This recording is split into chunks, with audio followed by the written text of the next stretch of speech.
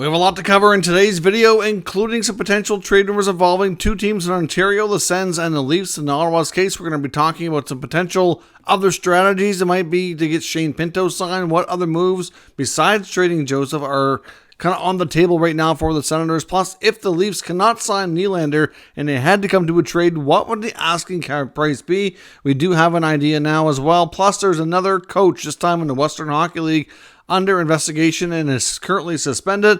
We have another coach hiring in NHL, a signing, and lots of preseason action to discuss as well. All that coming up next.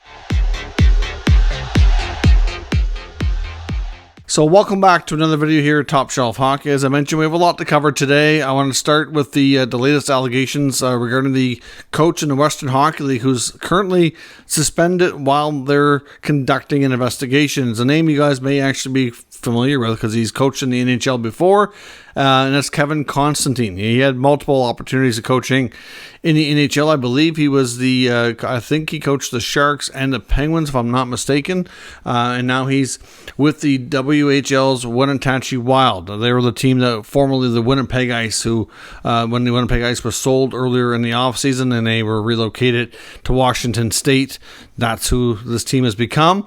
So they're in their preseason here right now as well, like the NHL. They haven't started playing regular season games that I'm aware of as of yet, and there's already been complaints about Kevin Constantine and some things that he's conducting, the way he's conducting himself. I guess we don't know the full details of the incident that hasn't been released, but he has a history of some unpleasant conduct. And to be completely honest, after what we just went through in the NHL and what we saw play out with Mike Babcock, I really think this should open eyes wide here for an NHL, junior, all kinds of teams when it comes to having coaches get multiple opportunities, and especially when they have a history of any type of conduct issues. Now, it's one thing if they were just, lost their job because of performance, whatever.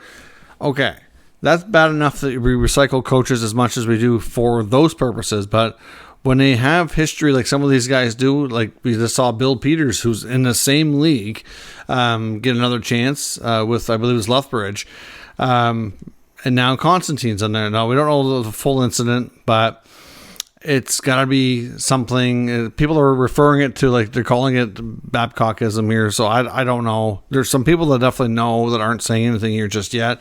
But basically, to give you a glimpse of his history, he was investigated before for when his team lost a preseason game, that he made them eat their meal after post-game meal in their gear.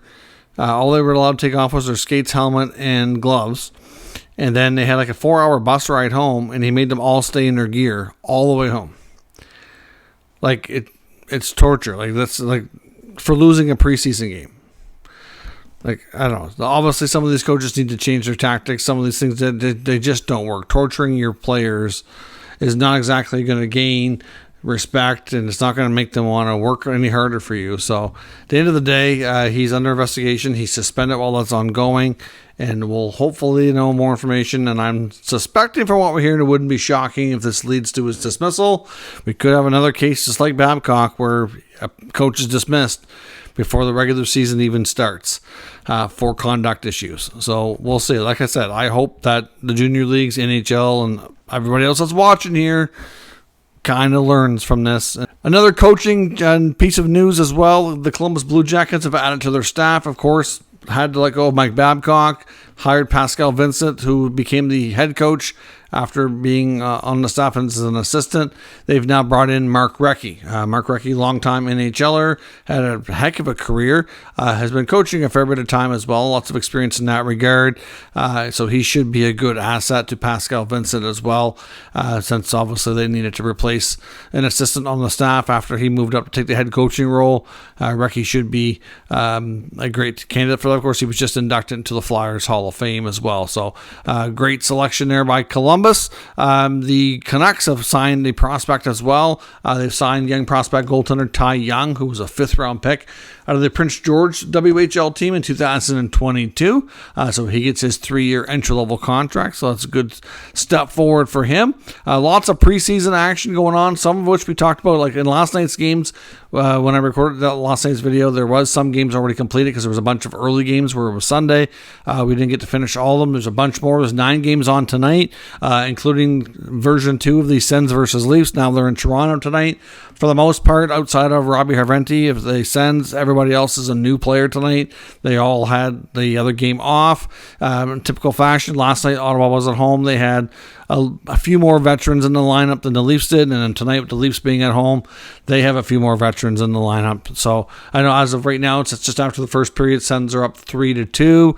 A couple of Senators that stuck out to me. One would be Dominic Kubalik, who's a newcomer, looked pretty good. Harventi had a goal early on, looked good. Chychrun and Chabot are playing together with Chabot on the right side. That's a bit of an experiment, but Chychrun had a heck of a power play goal as well, a rocket that got by Joseph Wall. And then, of course, we also had Easton Cowan on the Leafs side get a penalty shot early on. Didn't score, but he's had a great period. I think he had 4 or 5 shots, and eventually he did score.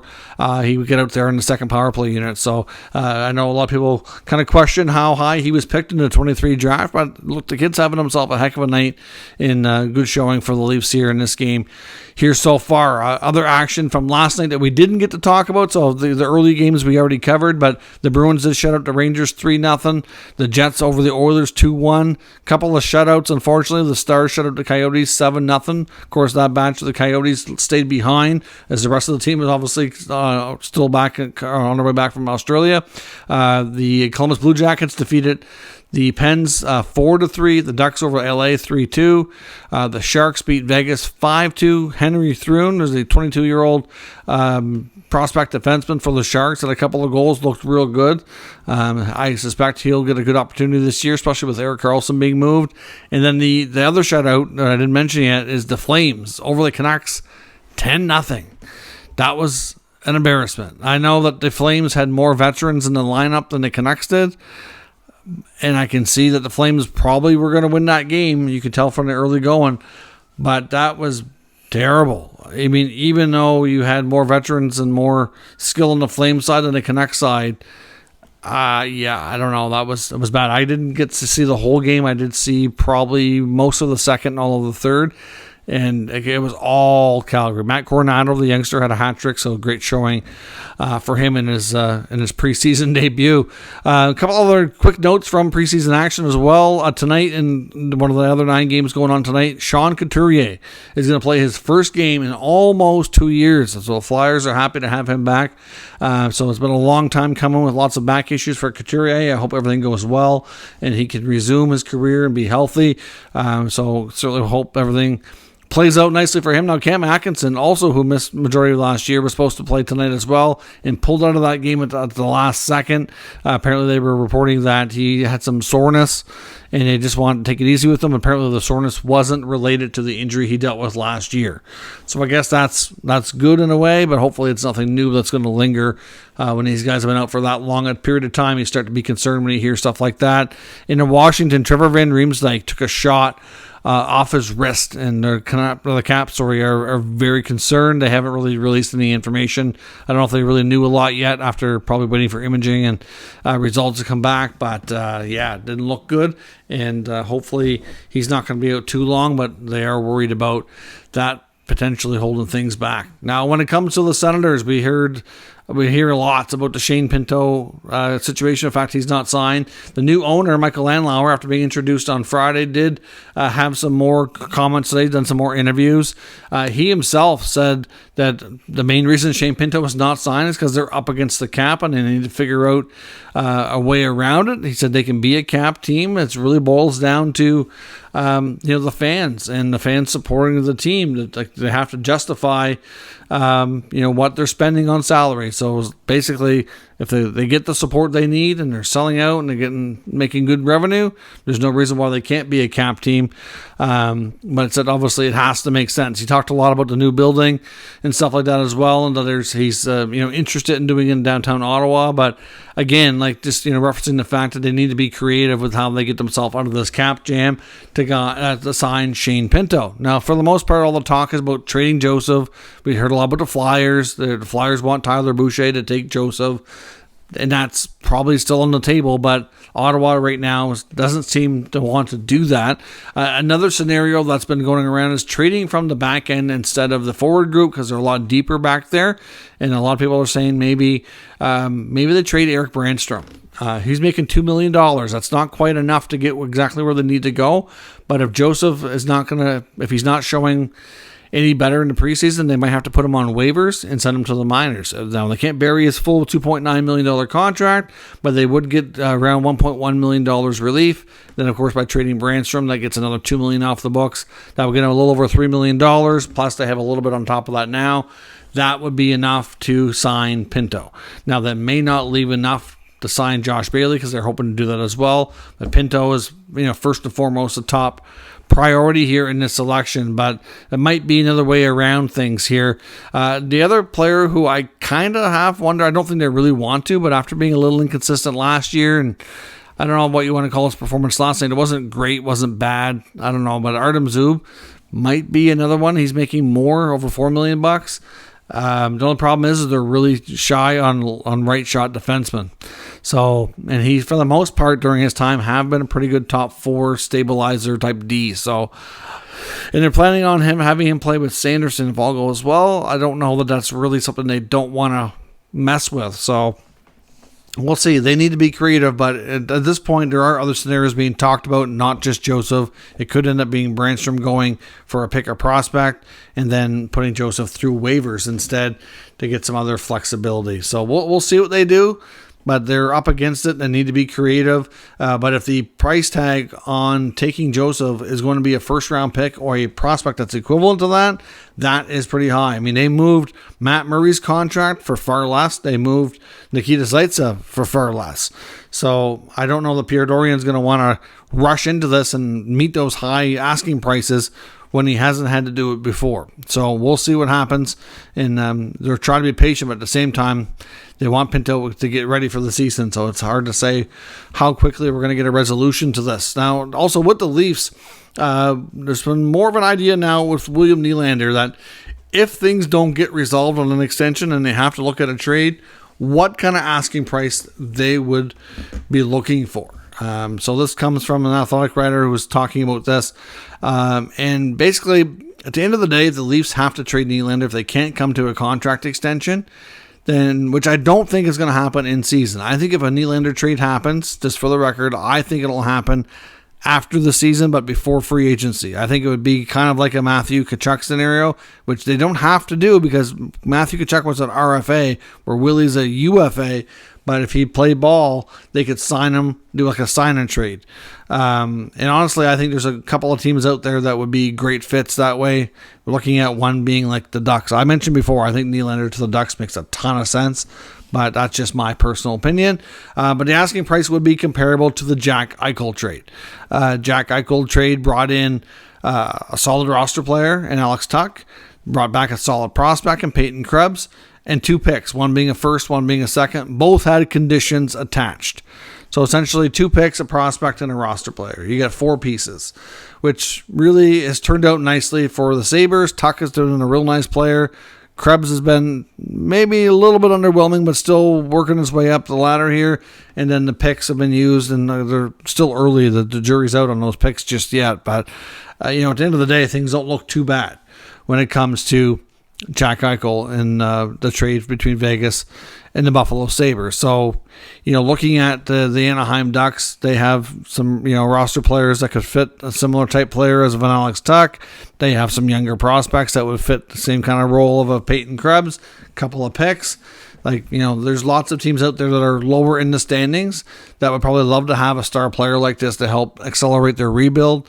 I think that would be more than willing to pay this kind of price. But as I mentioned before, right now the Leafs are starting to play Nylander at center. They seem to be committed to giving him a longer runway with that. It's not going to be a case where they give him 1 or 2 preseason games and be like, no, we're not going to do that. They sound like they're committed to really trying it longer term, so I suspect they're going to not only start the regular season like that, but let it go a good stretch of games, and it would have to be going very poorly for a while before they'd switch them out of it. But essentially they're going to play and focus more on duos than trios, and have basically, Matthews, Marner, Tavares, and probably maybe Bertuzzi, for example, or Bertuzzi could play in the top line with Matthews, Marner. Either way, you need a duo for Tavares, and then like Domi and Nylander. So you kind of have 3 lines deep. My concern would be, I know Nylander is a talented offensive player. He's really smart. But there are times when he's very reluctant to do much defensively. And I've seen him give up on plays. That's been a gripe on him at times. When he wants to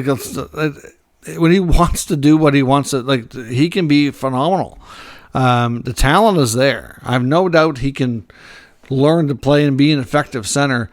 But at the same time, when you're playing on your third line and, without getting more ice time with some of the bigger guys Matthews, Marner, Tavares, I do wonder how that's going to impact his overall stats and his goals and assists. And, that could impact his contract too. So, interesting strategy here. Obviously, I know they're not going to set the team lineup up to, either pump up somebody's salary or diminish it at the same time. But it's just interesting in a contract year for him after all this negotiating. And typically centers do get paid more, but not guys that are playing on your third line or your second line are going to make $10 million. So I don't know. It's just interesting when you let it all play out. Be curious to see how this strategy works out for them, see how this impacts the negotiations. But I think it's definitely fair to say, based on the reports that have come out, that if a trade does end up having to be something that they have to look at because things are not going to happen on an extension, that it would be a comparable trade, especially if he's going to end up being traded as a centerman. Similar age to Eichel, obviously maybe a smidge older, but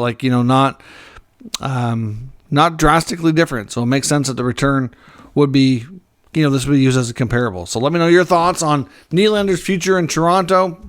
Where do you think is a good landing spot if they can't work out an extension? And what options do Ottawa have? Do you think trading from the back end, putting Joseph through waivers is a better opportunity? That way they can protect their picks and prospects a little bit better rather than give up a first rounder.